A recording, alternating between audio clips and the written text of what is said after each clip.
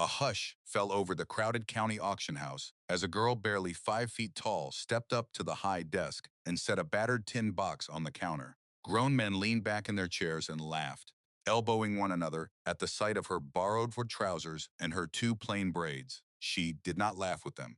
She stacked her coins into neat towers until the last chuckle died in the dusty light. What she had come to buy was 40 acres of gray, poisoned ground that had broken 3 men before her, land nobody in 3 counties would touch. Outside town, that ruined field waited under a hard spring sky, its fences leaning, its farmhouse tilting, as though ashamed to still be standing. But in the pocket of her coat rode a small tin sealed with wax, and inside it lay 3 pounds of dark seed her great-grandmother had hidden in a wall long ago. She knelt in the dead soil, scraped through the ash-gray crust, and found faint brown earth still breathing 3 inches down. Then she closed her fist around the seed and began to dig. When Mina Voss walked into the county auction house in Harlow's Bend, Kansas, on a cold morning in April of 1884, carrying a battered tin box that held every coin she had ever managed to keep, every man in that room decided at once that she was a joke. She stood barely 5 feet tall. Her work trousers had belonged to her grandfather, cinched at the waist with a strip of harness leather that still smelled faintly of the barn. Her hair hung in 2 plain braids, the way her mother pinned them each morning, before the stars had fully surrendered to the gray. She had come to buy the Deverell tract, 40 acres of soured ground, leaning fence posts, and a farmhouse so beaten by weather that the crows had given up roosting on its ridgeline. A parcel so hopeless that the county had been trying to be rid of it for 11 years. Land that had carried 3 grown men into ruin, driven 2 families apart, and sent one old farmer to a bed he never rose from, with his wits intact. The auctioneer looked down from behind his high desk. He wore the patient smile, adults reserved for children who say something charming. "Little miss," he offered, folding his hands, "did your father send you in ahead of him?" Mina set the tin box on the counter. She did not blink. "I have $118.50, she said, "and I mean to have the deed." The room went still. Then the laughter came. It began at the back, where old Silas Renfrew sat with his thumbs hooked in his vest, and it rolled forward like water breaking a dam. The Dietz brothers slapped their knees and jabbed each other in the ribs, as though the county fair had come early. The sound climbed to the tin ceiling and rattled back down through the dusty light, until even the auctioneer pressed a knuckle to the corner of his eye. A slip of a girl, come to buy the farm no man alive could make yield. They laughed at the notion. They laughed at her braids. They laughed at the scuffed boots peeking out from beneath those borrowed trousers. Mina was not laughing. She was counting. While every man in that room saw a child playing at grown affairs, she saw the one thing they had all overlooked. She saw the only thing that mattered to her. She saw a place that could be hers. Ashen Ridge, as the townsfolk called it, carried a reputation that traveled the breadth of 3 counties. The soil was gray, not the deep chocolate loam of the fields that hemmed it in on every side. Gray, the color of a cold hearth, the color of a thing that had quit. For 6 decades, the land had been worked the same way, corn after corn, after corn, until the earth had been stripped of everything it once held and left with nothing but powder and the bitter residue of whatever the last owner had poured into it. He had hauled fertilizer out by the wagon load, store-bought sacks he bought on credit at the rail depot, trying to force life from ground that had nothing left to give. When the corn failed, he sowed sorghum. When the sorghum failed, he ran cattle until the thistle choked even the thistle eaters. Then, one night he left the gate swinging and the note of debt tacked to the door and rode out and never came back. The land had passed to the bank, then to another bank, then at last to the county, which could not so much as give it away. By the time Mina stood at that counter, Ashen Ridge was the story fathers told their sons as a warning. A place where hope went to lie down and not get up. The men at the auction knew all of it. They knew the ground had gone sour to the root, chalky and bitter, so that water would sheet off it as though it had struck a wagon road. They knew a seed dropped into that dirt would rot before it could split its own hull. They knew every farmer within 50 miles had passed the same judgment, and that the judgment had held for a generation. They knew all of it, and that was precisely why they laughed. Because knowledge without imagination is only a tidy list of reasons to give up. And Mina carried something none of them possessed. She carried what she had found beneath the eaves of her grandfather's house. Elias Voss had been laid to rest 6 months before that auction. He was not Mina's father. He was her mother's father, the man who had taken her in at 4 years old, when her own father was gone and her mother had left before dawn each day to cook and scrub at the boarding house in town. Elias was a quiet man with stained hands and a stubborn habit of keeping what others threw out. Broken clock movements, hinges gone orange with rust, jars of screws sorted by size into old crockery, and journals. He kept those too, though they were not his own. He had never disturbed the chest that held them, only carried it from house to house across the years, the way a man carries a thing he does not understand, but cannot bring himself to abandon. Mina had found the chest on a Saturday in March, when she was meant to be clearing the loft so the house could be readied for sale. She had drawn back a stiff canvas tarp and seen the corner of dark wood beneath a heap of moth-chewed quilts. The lock had rusted through years ago. When she lifted the lid, the smell reached her first, old paper and cedar, and the sweetness of dust warmed by a slanting bar of sun. Then the handwriting. It was not her grandfather's. It slanted fine and deliberate across the pages, pressed deep with a steel-nibbed pen, the hand of a woman who had learned her letters when good penmanship was a form of prayer. Catherine Voss, the first page read, in the year of our settling on this ground. Mina had known the name only from a single tintype on the mantel. A stern woman in a high collar, her jaw set as though bracing against a wind that never let up. But in those journals, Catherine was not a photograph. She was speaking. And she was speaking about wheat. Not the common wheat that filled the fields around Harlow's Bend, the store-bought seed every man in the county bought by the sack from the same depot and sowed in the same straight rows. Catherine wrote of a different grain altogether. Midnight wheat, she called it, in a hand that steadied whenever she wrote the words. A grain the Voss women had carried forward through 5 generations of Kansas seasons, chosen and saved, and re-sown through droughts that cracked the creek beds and winters that split the fence rails.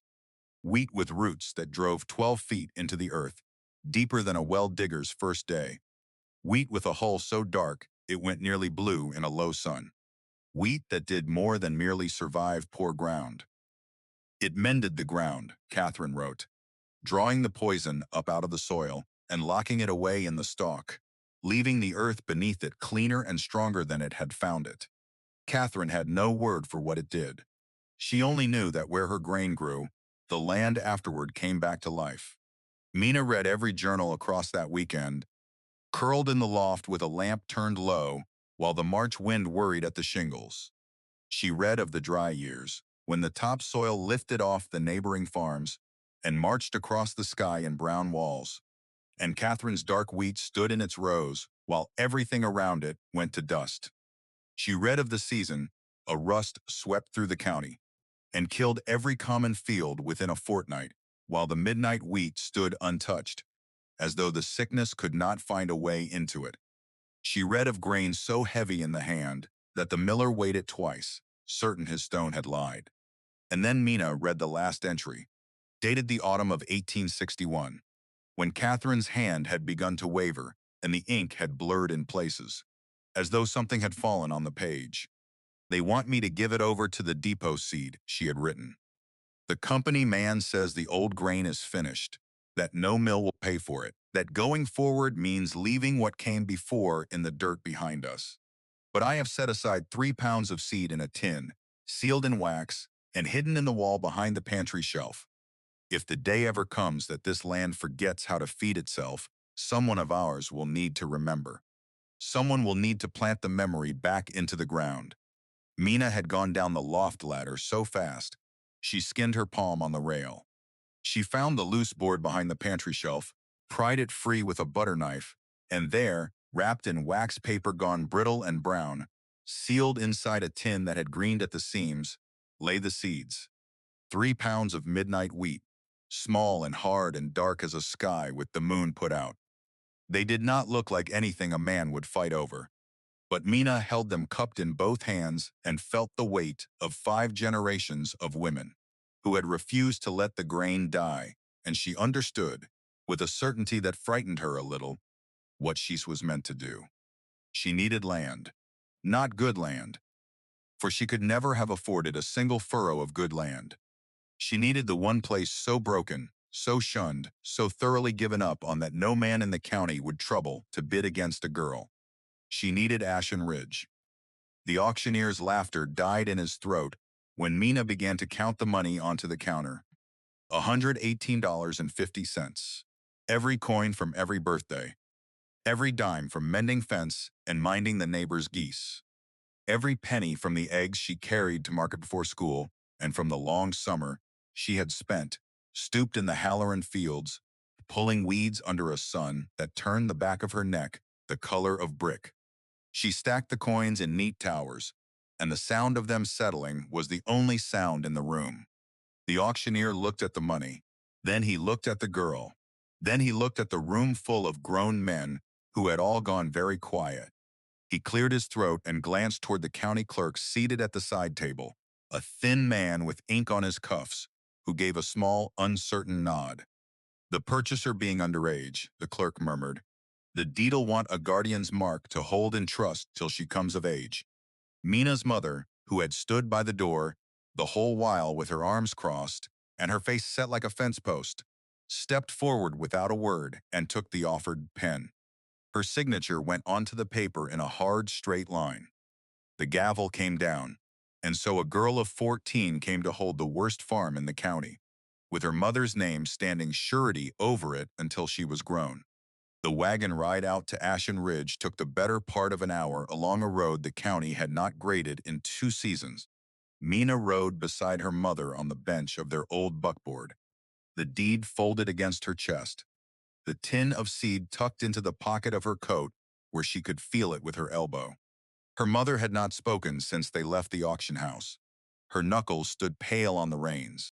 Her jaw carried the set Mina had learned to read across the years, the look that came over her when the boarding house called her in on a day meant for rest, or when the accounts were spread on the table, and the sums would not come right no matter how she worked them.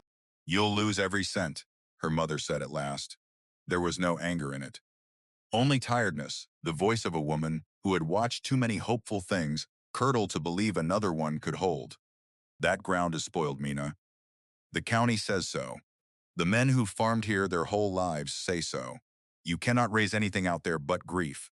Mina watched the fields slide past, the common wheat standing in ranks of identical height and identical color, marching to the horizon like a bolt of green cloth laid over the world. "They're wrong," she said. Her mother's breath came out slow. "They're men with years behind them. Men who've broke this prairie with their own hands. Men who own more in one plow horse than we own altogether." Mina turned on the bench to look at her. "And every one of them farms the same way," she said. "If they had it right, why is the ground going gray all over the county? Why do the wells have to go deeper every summer than the summer before? Why does it take more out of a sack now to raise what a handful raised when Grandpa was young?" Her mother had no answer for that. She only gripped the leather harder and drove on toward the gray line where the good fields ended. When they came up the lane at last, even the horses seemed to hesitate. The gate hung from a single hinge like a broken wing. The track up to the house was a wash of gravel and hardpan cut through by old rain. The farmhouse leaned a hair to the west, as though it were trying to slip its own foundation and walk off. The barn stood with its doors gone. The corn crib had collapsed in on itself, and the fields were the color of cold stone, cracked in a web across their surface, with thistle and bindweed the only living things brave enough to claim them. Mina climbed down from the buckboard. The wind met her at once, hot and dry for so early in the year, carrying a smell of dust and abandonment. This was what surrender looked like, laid out over 40 acres, and it belonged to her now. She walked to the edge of the nearest field and knelt. She took up a handful of the gray soil and let it run through her fingers, and it came apart into powder, holding no shape at all, keeping no water, remembering no root. Her mother came up behind her, arms folded, and said nothing, which said everything. But Mina was not looking at the dust in her hand.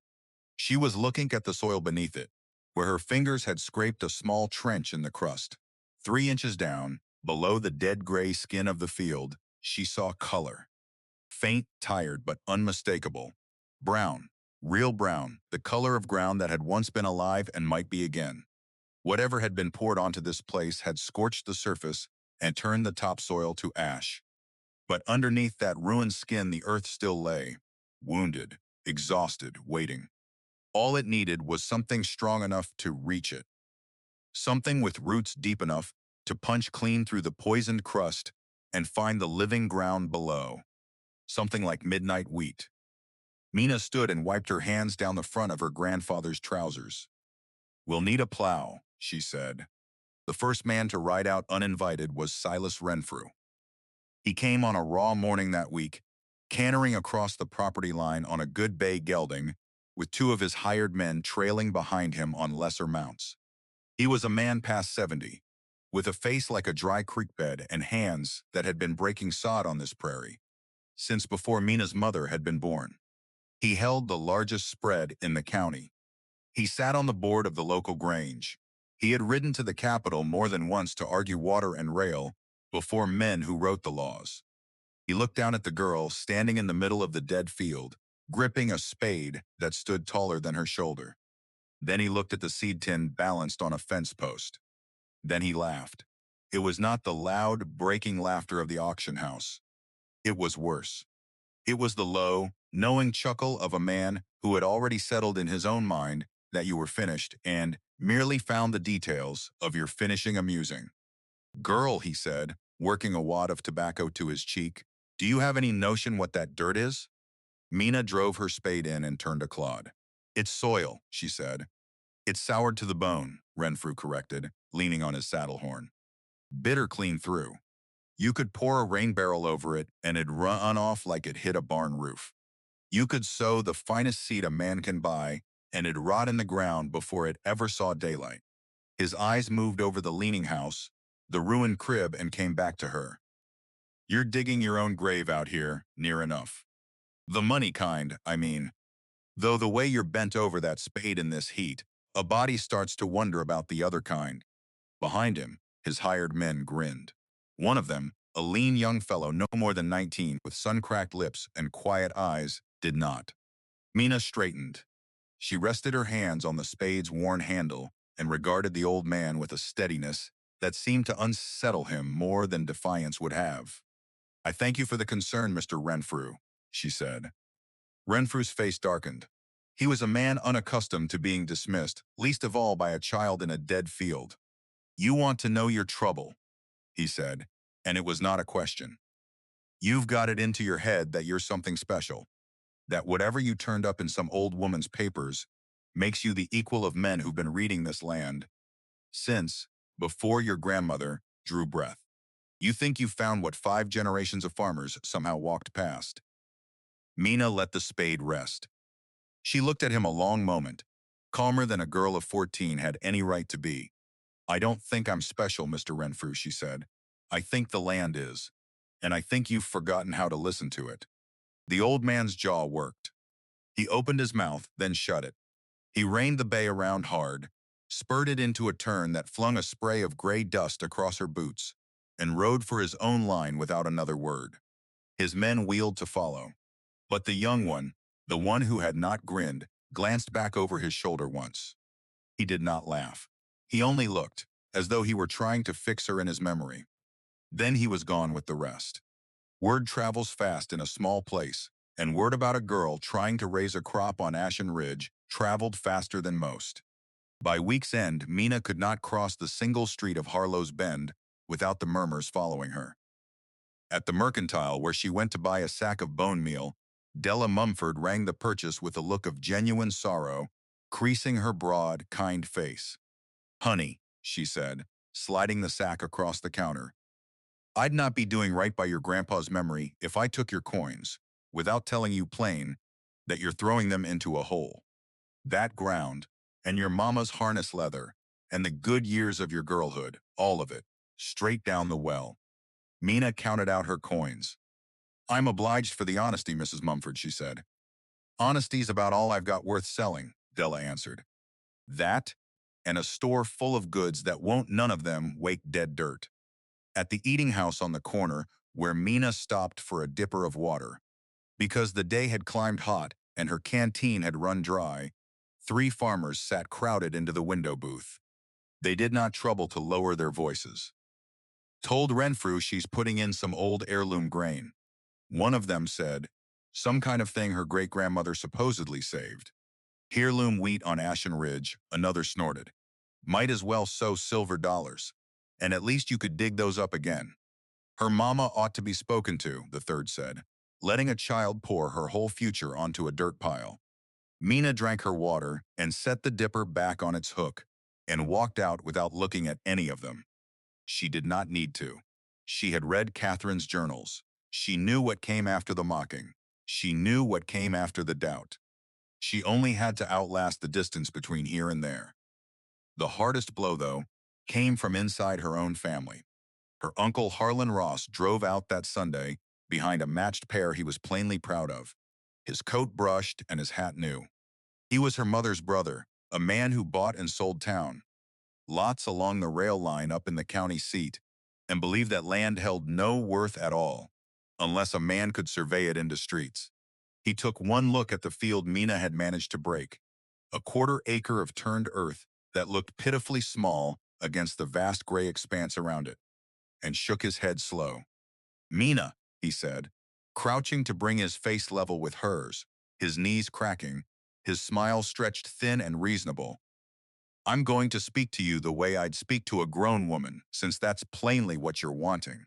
This is not a farm. It's a millstone. It's a debt that eats coins and gives back thistle. Your grandfather, rest him, understood that. It's the reason he worked his own quarter section his whole life and never once cast an eye toward this place. He knew a lost cause when he saw one. Mina wiped her brow with the back of her wrist. Her hands had blistered and split and scabbed and split again. Her back carried a low ache that had not left in days. She had been at work since well before first light, and the sun stood at noon, and she had turned only a fraction of the ground she needed. Grandpa didn't know about the wheat, she said. Wheat. Harlan laughed, standing and brushing the dust from his knees. There is no wheat, child. There is no seed with a secret in it. There is no thing that 5 generations of farming men missed, and a girl of 14 dug out of an attic. This is the plain world we live in, and in the plain world that soil is dead. He settled his new hat. I've spoken with your mother. When the summer's done and this foolishness has run its course, we'll list the tract and put whatever's left of your money back in your hand. You'll start your schooling in the fall like any sensible girl. And 10 years on, you'll look back on this spring and thank the Lord you didn't ruin your whole life over 3 pounds of old seed. He climbed back up behind his matched pair and drove off the way he'd come. Mina watched the dust of him settle. Then she took up her spade and she went back to the row. By the middle of May, she had broken 3 acres. 3 acres of gray, lifeless, laughed-over ground that she had opened with nothing but a spade, a borrowed walking plow, and a single tired horse her mother had agreed to hire out of the boarding house wages against her better judgment.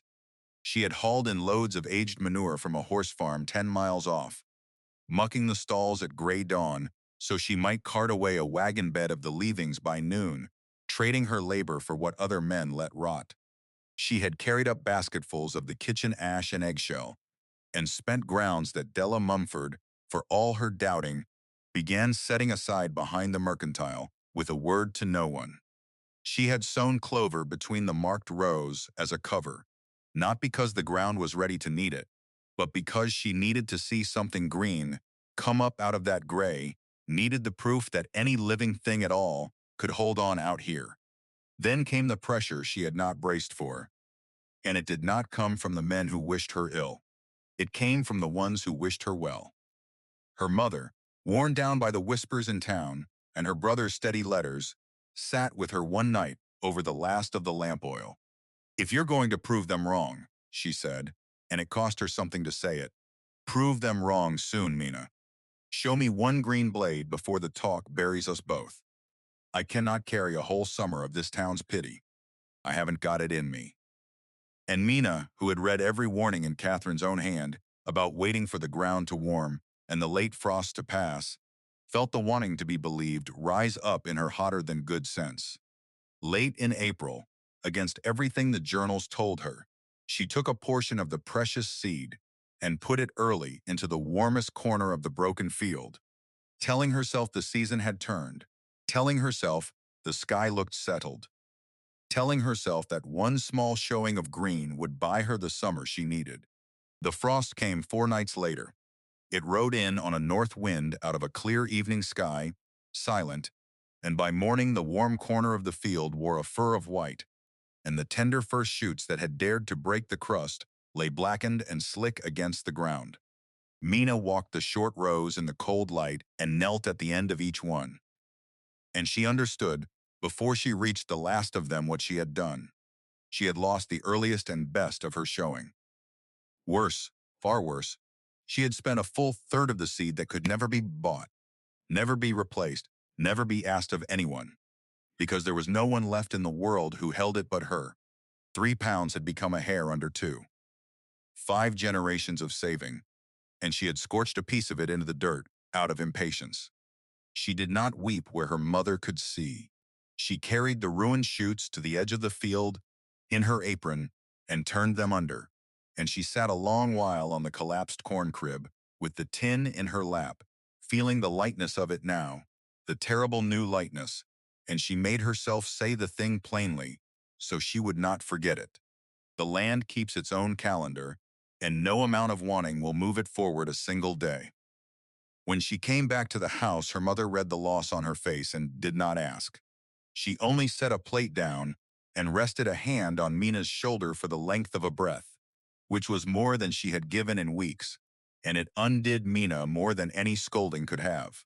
She did not put another seed in the ground until the last frost had truly gone.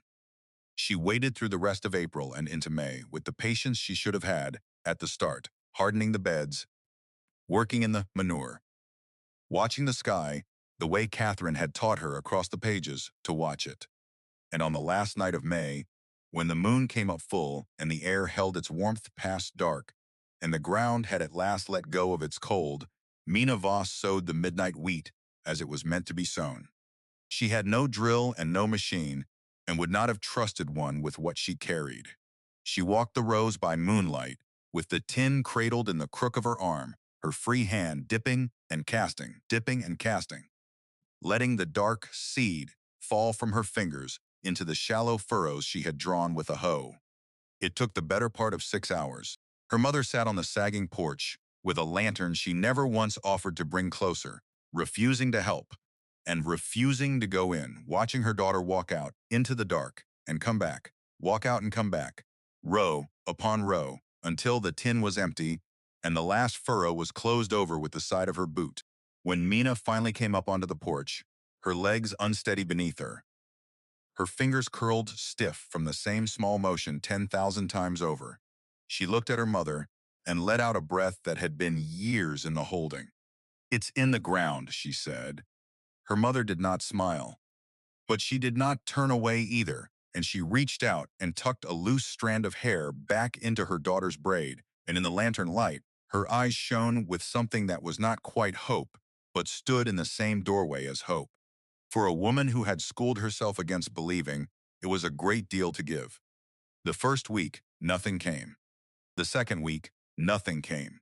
In the third week, a dry heat settled over the county, day after cloudless day, and the ground that Mina watered by hand from the creek, each dawn and each dusk drank it down and gave back only cracks. Renfrew's fields, the ones fed by his deep well and his tall windmill, and sown with the depot's hardy seed, began to show the strain, the young blades curling at their tips, yellowing where the sun struck hardest. And Mina's field lay silent and gray, no green thread running through it anywhere, only the bare-turned earth and the pitiless white sky. Renfrew rode the county road one evening and slowed his horse at her line. He did not stop. He only looked across the empty field a long moment, and shook his head once, and rode on.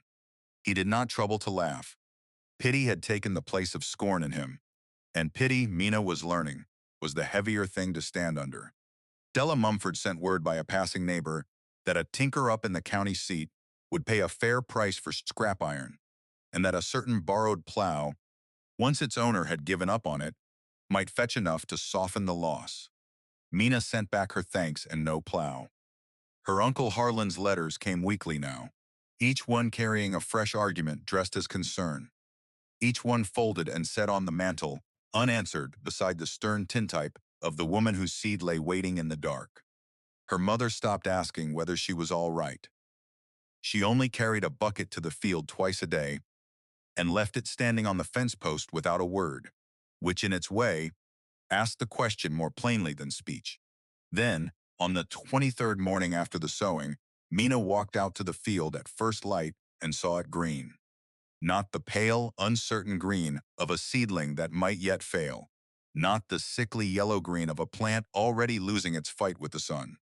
Deep green, so dark it went nearly blue where the low light caught it, running the whole length of the first row she had sown. She ran to it and dropped to her knees in the dirt and brushed the crust away with her fingers, and there it stood, the first blade of midnight wheat, thicker than any common wheat, darker, rising out of the gray ground, with a plain and stubborn confidence that stopped her breath. She scrambled to the second row. Green. The third. Green. She went down the field on her knees, parting the crust at the head of each furrow, and every row answered her the same. Every seed she had trusted to that ruined, laughed over, given up on ground, had taken hold and pushed its way up toward the light, in a season the whole county had sworn would kill it, under a sun that was withering the hardy depot seed a half-mile off. Mina knelt in the middle of her field, with the risen sun warming the back of her neck and the dark green threading out around her in every direction, and she thought of the woman in the tintype and of the 5 generations of hands that had kept faith with 3 pounds of seed through drought and dust and every voice that told them to let it die. She pressed her palm flat to the ground between the rows, to the earth that was already, beneath that first tender growth, no longer quite the color of ash, and she made the ground a promise she meant to keep. "What you remember," she told it, "I will not let them make you forget." The green held. Through July, it did more than hold. It rose, thickening from thread to blade to stalk, climbing past Mina's ankle, past her shin, past her knee, until by the 3rd week of the month, the midnight wheat stood at her waist and did not grow the way any field in the county grew. It came up wild and broad-shouldered, the stalks stout as reeds, the heads already forming heavy and dark where the common wheat carried its grain in tidy, uniform ranks. No 2 clusters of it stood quite the same height. Some pushed a full hand above their neighbors, some hung back, some leaned one way and some another, so that the whole field, seen from the leaning porch at evening, moved like water under a wind that was not there. But it was underground, where no man riding past could see, that the true work was being done. Mina lifted a single plant one morning, easing it from the earth with both hands so as not to tear the roots, and what came up out of the ground made her sit back on her heels. The roots ran deeper than her arm, pale and branching, threaded through with fine hairs that carried crumbs of dark soil clinging to them. And the soil that clung was not gray. It was brown, brown as coffee, damp where the surrounding ground was dust. And when she broke a clod of it between her fingers, a worm turned in her palm, fat and slow, the first earthworm anyone had seen on Ashen Ridge in 20 years. She set the plant back into its hole with the care she'd have given a wounded bird, pressed the earth around it, and understood that the wheat was doing exactly what the journals had promised. It was not merely living in the ruined ground. It was reaching down past the poison, drinking from the wounded earth below, drawing the sickness up into itself, and leaving behind ground a man could put his hand into and feel life stirring. The men did not ride out much after the field turned. Renfrew still passed on the county road, but he slowed less each time, as though the sight troubled some settled thing in him he did not wish disturbed. What Mina had not expected was that the young hired man would come back. He arrived on a Saturday afternoon, on foot this time, his hat in his hand, and stood at the broken gate a while before she noticed him. "Amos Teague," he offered when she straightened from the row, as though she'd asked. "I ride for Renfrew. Or I did. He let three of us go when the dry spell tightened his purse." He turned his hat in his hands. "I've got no place particular to be." Mina wiped her palms on her trousers, wary. She had learned that summer to distrust a friendly face nearly as much as a cruel one. "I can't pay you," she said. "I've got $1 and change to my whole name. Didn't come asking pay." Amos looked out over the dark field, and something in his weathered young face eased. "My grandmother kept a garden she wasn't supposed to be able to keep. Bottomland, everybody said, had gone to alkali, back in a hard stretch when I was a boy. She raised 6 children off what came out of it. Folks called it luck. She called it knowing which corner of a ruined thing was still willing." He met Mina's eye. "I've been wanting to see an impossible garden again." "It's not impossible," Mina said. "It's just patient." He nodded slowly, as though she'd said something he'd been trying to put words to for years, and he set his hat on the fence post and asked her where she wanted the first fence rail mended. Amos said little, but he worked like a man paying a debt. He reset the gate on a new hinge he forged himself from a length of scrap. He patched the barn roof where the sky came through, hauling shingles split from a fallen cottonwood. He brought his father's old cultivator out on a borrowed mule and showed Mina how to run it between the rows without tearing the shallow feeder roots, and how to read the head of a wheat stalk to know how far off the milk stage stood.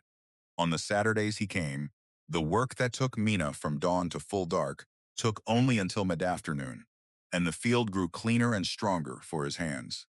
Her mother watched him from the porch the first few weeks, with the flat, appraising look she gave any man who took an interest in the place. And then one evening, she set a third plate at the table without a word, and Amos, understanding what the plate meant, took off his hat before he sat. The trouble that broke the fragile peace did not come from Renfrew, or from the town, or from Mina's uncle directly. It came in the mail in a long envelope of good paper, addressed to her mother in a clerk's careful hand. Mina found her mother at the kitchen table winch. She came in from the field, the letter open in front of her face gone the color of the field before the wheat came up. "The county's reassessed the tract," her mother said, not looking up. "Now there's a crop standing on it. They say it's worth more than they sold it for. They've raised the tax. It's due at the end of the harvest season, in full." She slid the paper across the table. The figure at the bottom sat there in black ink, plain and merciless. $41. "We haven't got 4, Mina. Not after the seed corn and the hire on the horse and the roof shingles." Mina read the letter twice. The words did not change. "They did this on purpose," she said quietly. "Nobody in this county has ever paid tax on Ashen Ridge because it was never worth taxing. Now it grows something, and suddenly they want their share. It doesn't matter why they did it." Her mother pressed her fingers to her eyes. "It matters that we can't pay, and when we can't, they'll take the tract back and sell it to whoever bids highest, and this time the bidding won't be a joke. Every man who laughed at that auction will remember what he saw growing here in July." She lowered her hands, and her voice, when it came again, was worn down to the grain. "Your Uncle Harlan wrote them, you know? Told the assessor's office there was a valuable crop out here they'd overlooked. He signed his own name to it. He thinks he's saving you. He thinks if the county takes it, you'll come to your senses and let him sell it into town lots and put the money somewhere sensible." The betrayal of it landed harder than any of Renfrew's scorn had. Mina stood a long moment with the letter in her hand, feeling the whole delicate architecture of the summer's work tilt beneath her. She had beaten the frost, or learned from it. She had beaten the doubt of the town by simply outlasting it. She had beaten the ground itself. She had not counted on the ground's own worth being turned into a weapon against her. "Then we'll pay it," she said. Her mother laughed, a short, cracked sound with no humor in it. With what? With the crop. Mina set the letter down and pulled out a chair and sat across from her mother. And there was in her face a steadiness that had been growing all summer, layer on layer, the way good soil builds. The wheat comes ripe in September. $41 is nothing against what's standing in that field, if I can bring it in and get it to a buyer before the tax comes due. The trouble isn't the worth of it. The trouble is the time. I've got to cut it, thresh it, and sell it in the same weeks the money's owed. She looked at her mother across the lamplight. I need you to trust me 8 more weeks. Just 8. If I'm wrong, you can sign it over to Harlan yourself in September, and I'll not say a word against it. Her mother studied her a long time. Whatever she saw in her daughter's face across that scarred table seemed at last to tip some scale she had been holding level against her own heart all summer. 8 weeks, she said, but you'll take help. You'll take the Teague boys' hands, and mine, and you'll not try to carry the whole harvest on your back the way you carried the sowing. I have watched you do the work of 3 since April.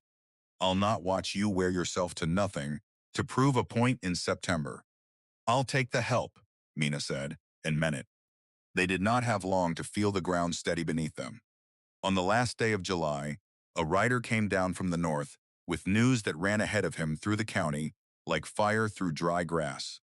The Dietz brothers, whose land lay 30 miles up toward the county line, had found rust in their wheat. Mina knew the word from Catherine's journals before she understood what it would mean in her own summer. Red rust. The old enemy, older than the plow, a sickness that traveled on the wind as fine as smoke and settled on the leaf and turned a green field the color of a dying sunset in a matter of days. It had come out of the southwest on a hot wind, the writer said, and it had taken the whole of the Dietz operation in under a week. Every acre of it, thousands of dollars of standing grain gone to orange, ruin, because the sickness had found a field where every single stalk carried the same blood, the same weakness, the same locked door, and had simply walked in through all of them at once. Within days, it was in the Halloran fields where Mina had once pulled weeds for pennies. Within a week, it had reached Renfrew. She rode with Amos to the edge of the Renfrew land to see it, because she could not quite believe a thing could move so fast, and what she saw stayed with her. Renfrew stood in the middle of his best field, the one his deep well fed, and around him, his grain had gone the color of rust on an old blade, the leaves curling and dropping their orange dust with every gust, whole rows collapsing where the stalks had been eaten hollow. He had crews out with sprayers pumping every remedy the depot sold. He had men burning the worst of it, black smoke rolling up into a hard blue sky. And the rust did not care. It rode the smoke itself to the next field over. It had found the great uniform sea of identical seed the whole county had bought from the same sacks and sown in the same season, and it moved across that sameness without resistance, the way water finds the level of a floor. He'll lose all of it, Amos said, low, taking off his hat as though he were passing a graveyard. Every man who bought depot seed will. There's nothing in those fields the rust hasn't already got the measure of. Mina watched the old man, standing motionless in his ruined grain, and for the first time all summer she felt no triumph in his fall, only a cold understanding of what was coming, because the rust did not know property lines. It moved with the wind, and the wind that summer blew steady out of the south and west, and her own field, dark and heavy and nearly ripe, stood square in its road. The county went to pieces over the following days. The grain elevator in the county seat shut its doors, unwilling to buy grain that might carry the spore into its bins. The price of wheat, quoted from the Marquette East, fell through the floor and kept falling. Men who had spent the spring laughing at a girl now stood in their own fields watching a year's labor turn to orange dust, and there was no one left to laugh at, and nothing left to do but count what was lost. The extension man came out from the State Agricultural College, a harried fellow with ink stains and a leather case, riding the whole ruined county to tell farmers what they already knew. He reached Ashen Ridge last, because no one had thought to send him there, and when he saw Mina's field standing dark and untouched against the tide of orange all around it, He reined in so hard his horse threw its head. "Where'd this come from?" he demanded, half off his horse before it stopped, already tugging a leaf from the nearest stalk and holding it to the light. He turned it over, ran his thumb across the underside, held it to the sun again. "There's no rust on this. There's not a spore of rust on this. How long's it been standing?" "Since the last night of May," Mina said. "That's not possible." He walked into the field, parting the stalks, examining leaf after leaf, his voice climbing. "The whole county's gone. I've ridden 40 farms since Monday, and I couldn't find you one clean acre in the lot. And here's a field of heirloom wheat, by the look of it, sitting in the direct path of the worst infection I've seen in 20 years of this work. And it's clean." He rounded on her. "You spray something? What'd you put on it?" "Nothing," Mina said. "I hauled water from the creek, and I hauled manure, and I put the seed in the ground my great-grandmother saved. That's the whole of it."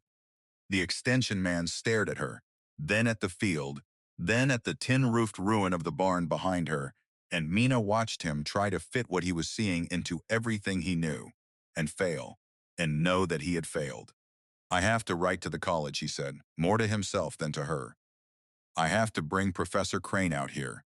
If this holds, if this field is still clean when the rust burns itself out on everything around it." He did not finish. He mounted, wheeled his horse, and rode for the county seat at a pace that raised dust the whole way. The days that followed were the strangest Mina had known. The rust came on, exactly as she had feared, riding the south wind straight toward her boundary. She stood at the northern fence line, at dawn on the 4th day of August, and watched it arrive, watched the fine orange spores drifting on the morning air, settling like a poisoned dust across the last few yards of dead thistle that separated her wheat from the ruin beyond. Her mother came out to stand beside her, and there was fear in her mother now, a fear Mina had not seen through all the tiredness of the spring, because tiredness was a thing her mother understood, and this was not. "The extension man told the Hollerans we ought to burn it," her mother said, her arms wrapped around herself against a chill that had nothing to do with the warm morning. "Burn the whole field before the rust takes hold in it. He says if it catches here and thrives, it'll throw spore across every farm that's got a green blade left, and they'll lay the blame on us. He says a lawyer's already been asked whether a body could be held to account for the ruin of a neighbor's crop." She turned to her daughter, and her voice dropped. "They'll take everything, Mina, not just the tract. The boarding house wages, the horse, whatever's left. If your field breeds the sickness that finishes this county, they will not forgive a girl for it." Mina did not answer at once. She was watching the fence line, where the orange dust had drifted onto the first dark leaves of her wheat, and clung there. She climbed the sagging rail and dropped down on the far side into the narrow band of dead ground, and walked to the nearest stalk and looked at it close. The spores had landed. She could see them, a fine orange film across the deep green of the leaf, the same film that had turned 40 farms to ruin. But where they touched the midnight wheat, they were not spreading. They were not biting in, not sinking their threads into the leaf and blooming outward the way rust did on common grain. They sat on the surface, and they were failing to take, and along the veins of the leaf, where a spore had tried hardest to root. The green had gone dry and dark in a tiny sealed-off spot, as though the plant had walled the sickness in and starved it before it could grow.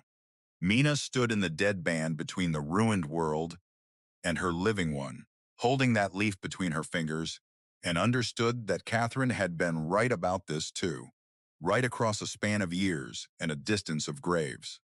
The grain was not merely refusing to catch the rust. It was fighting it, and it was winning, plant by plant, spore by spore, in a war too small for the eye to follow. She climbed back over the fence to her mother. "It's not taking," she said, and her own voice sounded strange to her, hushed and unsteady with the size of it. "The rust is landing and it's dying. Same as Catherine wrote in 61. The sickness can't find a way in." Her mother did not believe her, not yet, could not let herself believe. A thing the whole county had sworn was impossible. She climbed the fence herself, in her house dress, and walked to the leaf Mina pointed her to, and held it to the light the way the extension man had, and Mina watched the disbelief on her face crack and give way to something rawer. "It's true," her mother said, so quietly it was nearly lost in the wind. "Lord above, it's true. For 3 days the rust laid siege to the field and could not break it. It drifted down on every wind, day after day, coating the dark leaves in orange, and every day the plants sealed it off and let it die. And the field stayed green while the whole world past its fence went the color of a wound. Word of it spread faster than the sickness had. Men who would not have crossed Ashen Ridge's line in the spring for a dare now reined their wagons on the county road and stood in their stirrups to see the thing for themselves, the one dark field standing whole in a sea of ruin. Some took off their hats, some said nothing. Most simply looked, and Mina, working her rows, felt their eyes and did not stop. Professor Nathaniel Crane arrived on the 6th of August, having driven the greater part of 2 days from the college, with a young assistant beside him and a case of instruments strapped behind the seat. He was not what Mina had expected. He did not laugh and he did not doubt. He climbed down from the wagon, looked once across the field, and went very still, the way a man goes still in a church. "I received Mr. Peel's letter 3 days ago and did not believe it," he said, more to the field than to Mina. "I have spent my career telling farmers that the age of the old varieties is finished, that the future belongs to uniform, improved seed, bred true, and sown clean." He crouched at the edge of the field, drew a leaf toward him without plucking it, and studied the orange film that could not take hold. "I have staked a good part of my reputation on it." He looked up at her at last. "And here you stand, a girl of what, 14, with a field my own science says cannot exist." "My great-grandmother didn't know the science," Mina said. "She just knew the grain."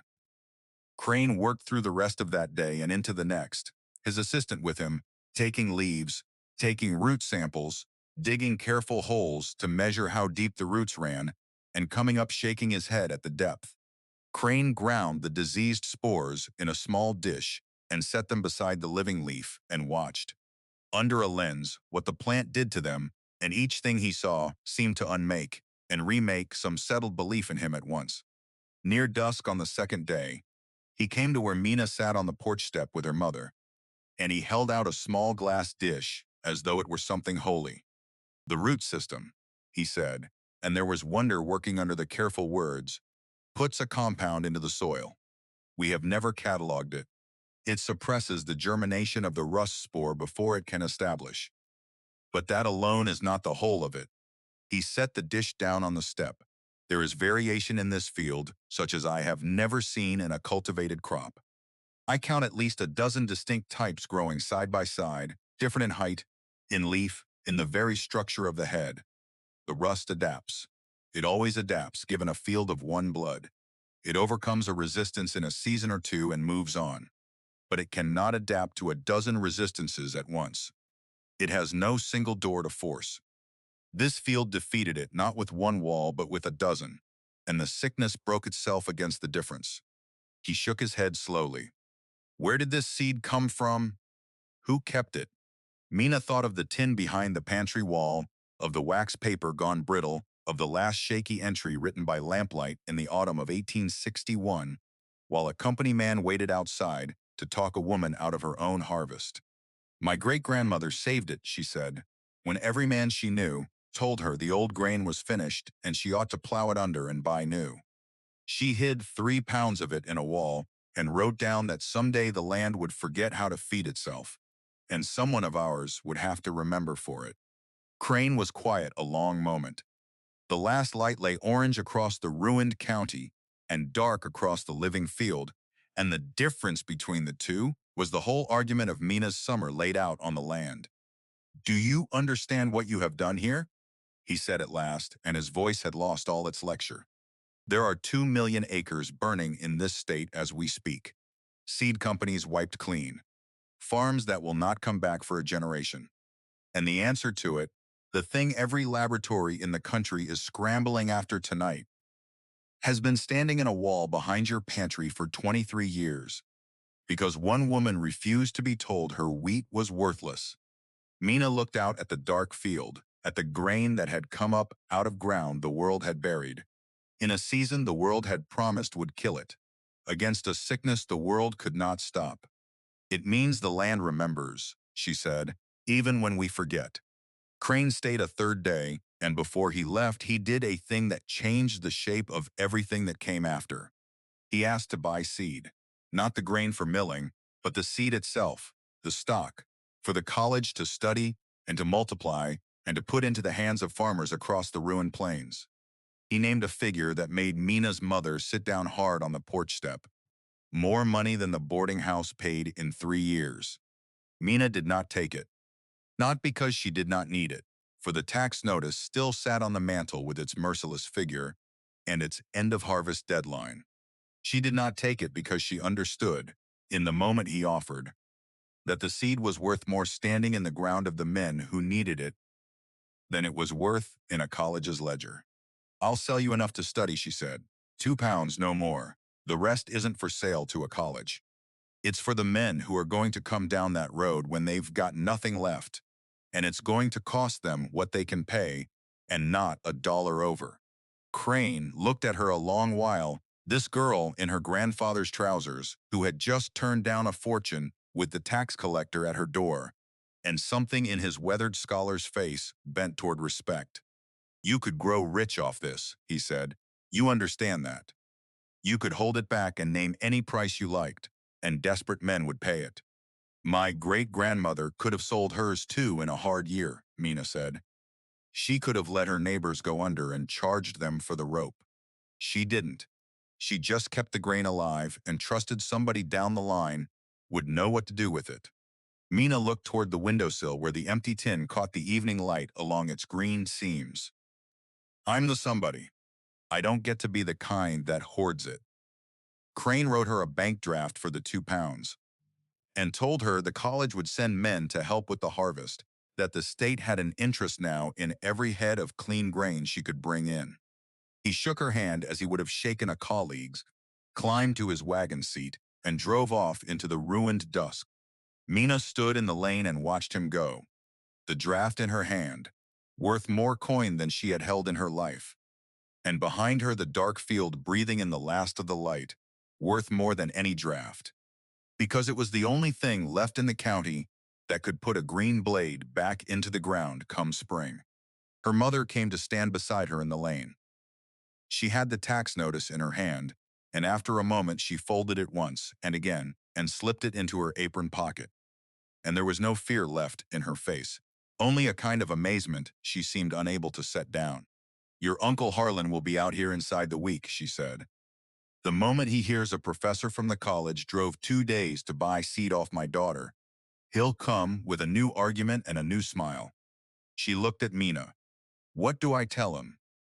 Mina watched the last light leave the field, the dark head bowing under the weight of the grain they carried. Grain that would ripen inside the month. Grain she would cut and thresh and put into the hands of the same men who had laughed her out of the auction house in April. Tell him the track's not for sale, she said. Tell him it never was. Tell him it took the whole county losing everything to find out what it was worth all along.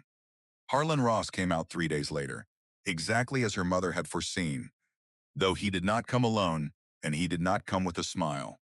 He arrived behind a man Mina had never seen, a heavy-set stranger in a town coat who introduced himself as a land agent from the county seat and produced, before Mina's mother had so much as offered him the porch step, a folded paper offering $400 for the tract.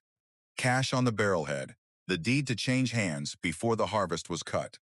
It's more than the whole quarter section is worth on paper, Harlan said, spreading the offer on the porch rail as though the numbers themselves settled the argument.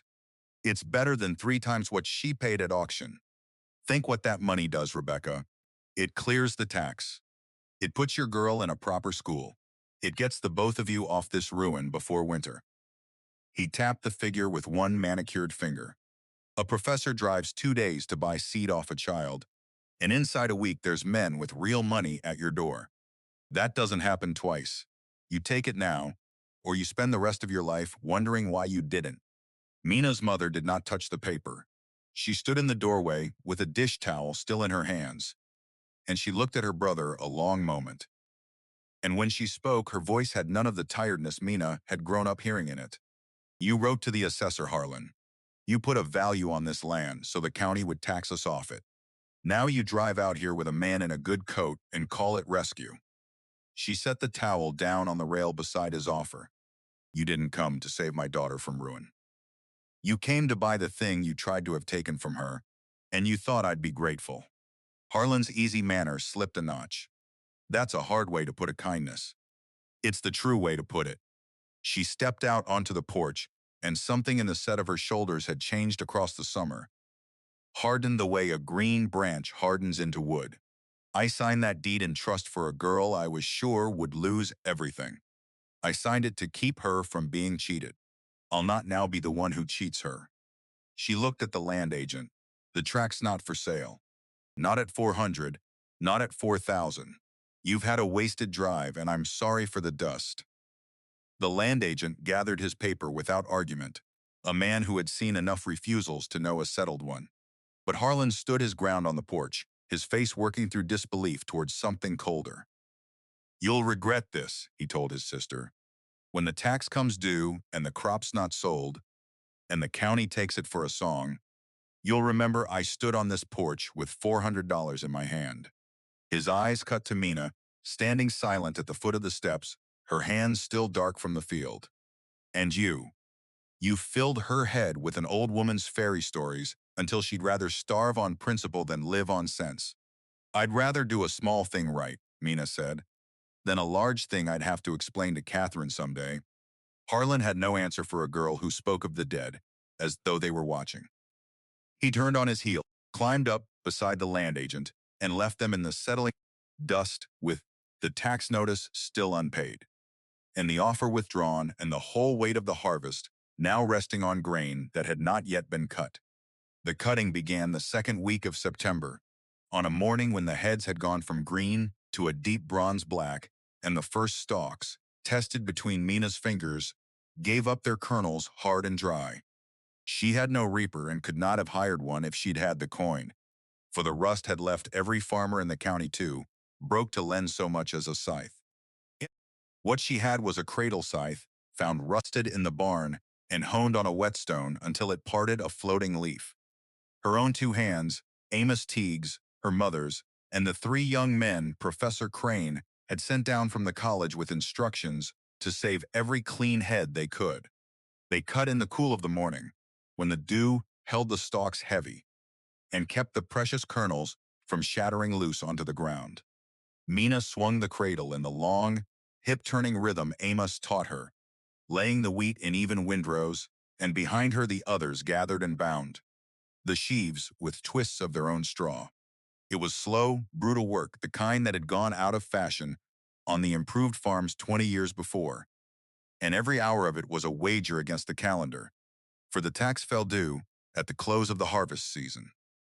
And the grain had to be not only cut, but threshed and hauled and sold before the county's clock ran out. On the third day, the weather turned against them.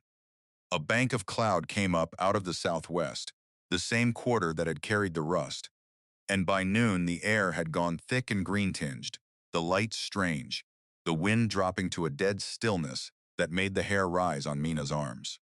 Amos straightened from his sheaf and looked at the sky a long moment, reading it the way he read a stalk. That's hail weather, he said. I've seen that color before. If it comes, it'll flatten what's still standing, and it'll thresh what's cut right into the mud. He was already moving. We've got maybe 2 hours. We need every sheaf under the barn roof, and we needed it an hour ago. What followed was the hardest labor of Mina's life, harder than the sowing, harder than the breaking of the ground in the spring. They abandoned the cradle and the neat windrows and simply carried, arms full of bound sheaves, half run, half stagger from the field to the barn, load after load, while the sky lowered and the light went the color of a bruise, and the first fat drops began to fall cold and heavy. Mina's mother, who had labored beside them all week without complaint, worked past the point where her breath came short, and Mina caught her leaning against the barn wall with a hand pressed to her side, gray in the face, and made her sit on an overturned crate in the doorway and pass sheaves from there rather than carry them. And her mother, too spent to argue, obeyed. The hail broke over Ashen Ridge just as Amos dragged the last full sheaf under cover. It came down in stones the size of hen's eggs, hammering the barn roof he had patched in July, stripping the leaves from the cottonwood by the gate, turning the field they had not finished cutting into a ruin of flattened, shattered stalks in the space of 10 minutes. Mina stood in the barn doorway beside her mother and watched a full third of her standing crop beaten down into the mud. The grain they had not reached, in time, knocked loose and lost. And she did not weep, because there was no time for it, and because the 2/3 they had saved was stacked dry and whole behind her. More grain than she had dared believe she would bring in when she stood at that auction counter in April. "We saved the seed," her mother said, watching the ice come down, her color returning as her breath eased. "Whatever else the storm took, we saved the seed. That's the only part the county can't replace," Mina answered. "Everything else the storm took, next year's crop puts back. What's in that barn is the whole future of this land, and it's dry." The storm passed as fast as it had come, leaving the world washed and glittering and cold, the hailstones melting to slush along the furrows. When Mina walked out into the wreck of the unfinished field, she found the beaten stalks already shedding their kernels into the mud, past saving. But she found something else as well, something that stopped her where she stood, along the northern fence line, where the rust had laid its heaviest siege in August. The ground between the flattened rows was dark and rich and crumbling. So, unlike the gray powder she had knelt in that first April afternoon, that she might have been standing on another farm entirely. The wheat had done in one season what the journals promised took years. It had not only turned aside the sickness, it had brought the dead ground beneath it back to life. And the storm, in stripping the field bare, had uncovered the proof. The threshing took the better part of 2 weeks. They did it the old way, spreading the dried sheaves on the cleared barn floor and beating the grain loose with flails. Mina had built from a diagram in Catherine's journals, 2 staves joined by a leather hinge, swung in an overhead arc that took Mina 3 days to learn, without cracking her own shins. Amos and the college men worked beside her from first light, and the rhythm of the flails against the floor became the sound of the whole farm. A steady heartbeat of thud and rustle that carried out over the fields where nothing else was living. They winnowed the threshed grain by tossing it into the wind off a canvas sheet, the chaff blowing away in a golden haze, the heavy dark kernels falling back clean. And when the last sheaf was beaten out and the last winnowing done, Mina stood in the barn before what they had made, and she had to steady herself against the doorframe. There were more than 130 bushels of midnight wheat, sacked and stacked against the barn wall. In burlap, she had stamped with a single word in her great-grandmother's memory. Grain the college had confirmed carried nearly twice the substance of common wheat in every kernel. Grain that had proven itself, before witnesses, wholly untouched by the sickness that had turned 2 million acres of the plains to orange dust. More than 130 bushels of the one thing every ruined farmer in 3 counties needed and could not buy at any price, because it existed nowhere in the world but in that leaning barn on the farm they had all sworn was dead. The first buyer to come was not a farmer. It was a miller from the county seat who had heard, as everyone now had, and who offered a price for milling wheat that would have cleared the tax 3 times over and left enough to see them comfortable through the winter. Mina turned him down. The grain was not for bread, she told him, not this crop. This crop was seed, and it was owed to the ground, not the oven. Then a letter came, forwarded by Professor Crane, from a large seed concern back east that had watched its entire inventory burn in the rust and understood, better than the miller, exactly what stood in Mina's barn. They offered a sum for the whole harvest that made Mina's mother read it out twice, to be sure of the figure. Enough to buy a good farm outright. Enough to end every hard year the 2 of them had ever known in a single stroke. It came with a condition. The concern would take the entire crop, every bushel, to multiply and hold under their own name and sell back across the plains at a price of their own setting. They wanted it whole, and they wanted it theirs, and they made plain that a girl who turned down such an offer in such a season would not likely see its equal again. Mina sat at the kitchen table a long time with that letter in front of her, the tax notice still on the mantel behind her, her mother across the lamplight watching her decide. She thought of the depot seed the whole county had bought from the same sacks, sown in the same rows, and how it had opened a single door to the rust and let it walk through every field at once. She thought of a seed concern back east, holding the only cure and naming its own price to broken men. If I sell it whole, she said slowly, they own it. They own the only wheat that beat the rust, and next spring they charge every ruined man on the plains whatever they please to buy their own survival back. She folded the letter closed. Catherine hid 3 pounds in a wall so it would never belong to one man who could lock it away. I'd be undoing 5 generations of that in one afternoon for a number on a page. Her mother did not argue, though the number on that page was more than she had earned in all her years of scrubbing floors and cooking for strangers. She only reached across the table and turned the lamp up a little, as though to see her daughter's face more clearly. You could take that money and never work another hard day, she said, not as temptation, but as a thing that had to be said aloud. You've earned the right to think about it. I have thought about it, Mina said. A thing that's meant to be shared stops being worth anything the minute you decide to own it alone. She pushed the letter to the edge of the table. Write them back. Tell them no. Tell them I'll sell the college enough to study and multiply for the public good. And I'll sell the rest to the men who come down that road. And the seed stays where Catherine meant it to stay, in the hands of anybody with the sense to plant it right. The men began to come the following week, exactly as Mina had known they would, and watching them come up her lane was its own strange harvest. They came in wagons with empty beds and faces scoured by a summer of ruin. They came with the pride, worked out of them, hats in hand, the same men who had crowded the auction house in April and slapped their knees at the notion of a girl on Ashen Ridge. The Dietz brothers came, who had been first to find the rust, and Mina sold them seed enough to put their 30 ruined acres back into clean wheat at a price they could carry, and neither brother could quite meet her eye as they loaded the sacks. She set a price that would clear her debts and keep the farm and no more, and to the men who could not pay even that, the ones whose banks were already circling, she offered terms against next year's crop, a handshake and a mark in a ledger, seed now for grain at harvest, the way neighbors had once done business before the depot and the credit sacks taught them all to farm alone. Della Mumford drove out and stood in the barn among the sacked grain, with tears standing in her eyes, and bought seed for her sister's family up north, and could not stop apologizing for the tinker and the scrap iron until Mina took both her hands and told her the honesty had been worth more than the doubt had cost.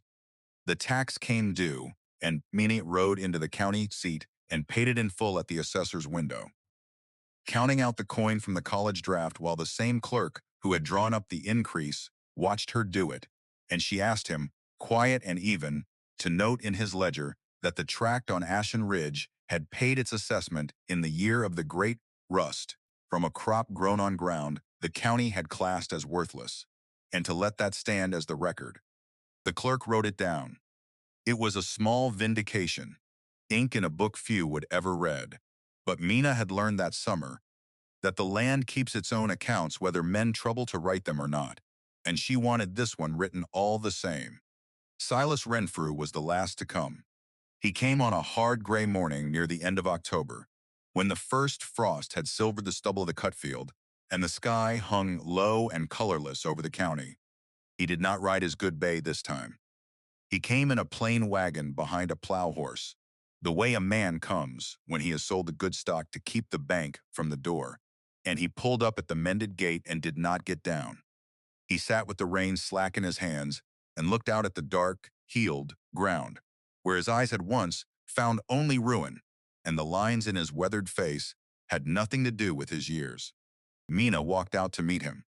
She was still in her grandfather's trousers, though they fit her better now than they had in the spring, and she had long since learned to plait her own braids in the dark before dawn. She stopped a few feet from the wagon and waited, giving him the things she had never been given in that auction house, the courtesy of silence in which to speak. "I've farmed this prairie 52 years, Renfrew said at last, his voice rough as a file. "I broke sod on it when there wasn't a fence post between here and the river. I've lost 2 seasons to drought and 1 to grasshoppers, and I always came back, because I knew this land better than any man alive." He looked at the field, then at her, and there was no scorn left in him anywhere. Only the terrible plainness of a proud man who has run out of places to hide. "I lost all of it this year. Every acre. The bank's got my south quarter already, and it'll have the rest by spring, unless I can put a clean crop in the ground come April." His hands tightened on the slack reins. "And the only clean seed in 3 counties is standing in a girl's barn on the one farm I swore couldn't grow a weed." "It grew more than a weed," Mina said. "It grew the thing that's going to save me, if you'll let it." The words cost him more than money ever had. "I laughed at you in that auction house. I rode out here to tell you you were digging your own grave. I called your great-grandmother's grain an old woman's foolishness to your face." He made himself hold her eye. "I was wrong in every particular a man can be wrong, and I've come to buy seed off the child I mocked, because I've got nowhere else on this earth to go." Mina looked at the old man a long moment, at the plow horse standing where the bay had once pranced, at the pride he had swallowed to say those words aloud, and she felt no triumph in it, which surprised her. For she had imagined this morning more than once across the summer, and had always imagined it tasting sweeter. It did not taste sweet. It tasted only true. "You had 52 years and every reason to look close," she said. "And you didn't, because a man with the biggest spread in the county doesn't have to look close at anything. That's the whole of what went wrong here, Mr. Renfrew. Not the rust. The rust was just weather. What ruined this county was every man farming the same as the man beside him and calling it wisdom." "I know it now," Renfrew said, and the admission seemed to age and unburden him in the same breath. "Knowing it now is worth something." Mina turned toward the barn, then looked back at him. "Get down off that wagon. You'll not buy seed from me sitting up there like you're still deciding whether to." Renfrew climbed down slow, a big man, made careful by the season, and followed her into the barn where the sacked grain rose against the wall. She measured him out seed enough to put his best remaining quarter into clean wheat, and she set the price at what the others had paid, and not a dollar over. Though he was the one man in the county who could have been made to pay double and would have. He counted the coin into her palm with hands that had broken sod before her mother was born, and when it was done he stood among the sacks a moment, looking at the single word stamped on the burlap. "That her name?" he asked. "The one who saved it?" "Catherine Voss," Mina said. "She hid 3 pounds of it in a wall in 1861, and wrote down that someday the land would forget how to feed itself, and one of us would have to remember for it." She lifted a sack and set it in his arms. This proud, broken man who had mocked the memory to her face in the spring, and there was no cruelty in the giving, and no mercy either. Only the plain passing of a thing that had always been meant to be passed. "She was remembering for you too, Mr. Renfrew. She just didn't know your name yet." Renfrew stood holding the sack a long moment, an old man cradling the survival of his own land against his chest.